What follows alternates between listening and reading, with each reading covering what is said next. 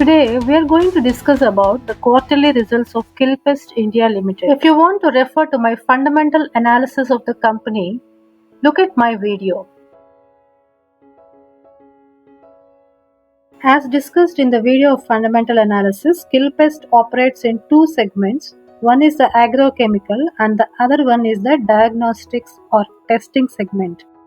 I am only comparing the quarter-on-quarter results and not the yearly results. I will tell you why.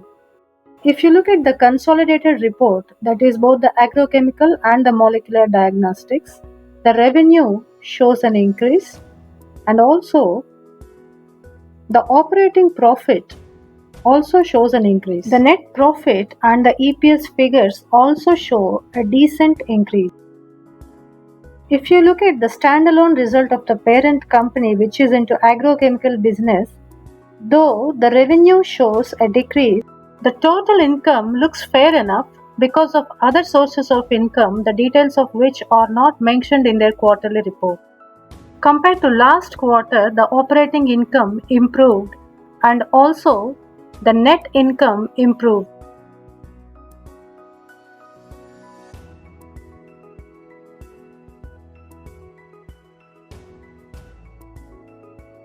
Now comes an interesting comparison. Though the revenue from agrochemicals segment decreased a bit, the revenue from molecular diagnostics segment showed multifold increase.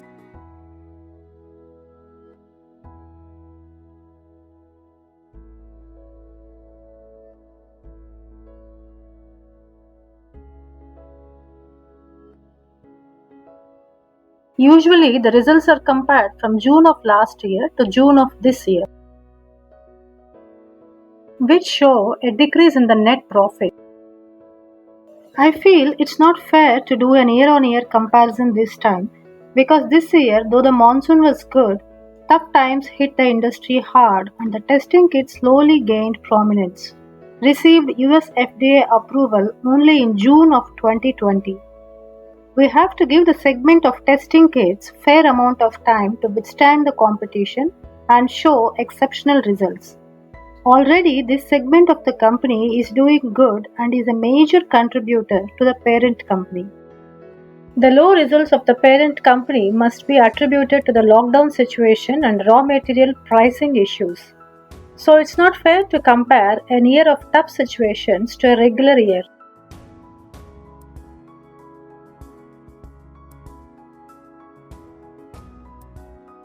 In April this year, the company sold about 16 lakh testing kits at 80 rupees each and exports worth 32 lakh rupees.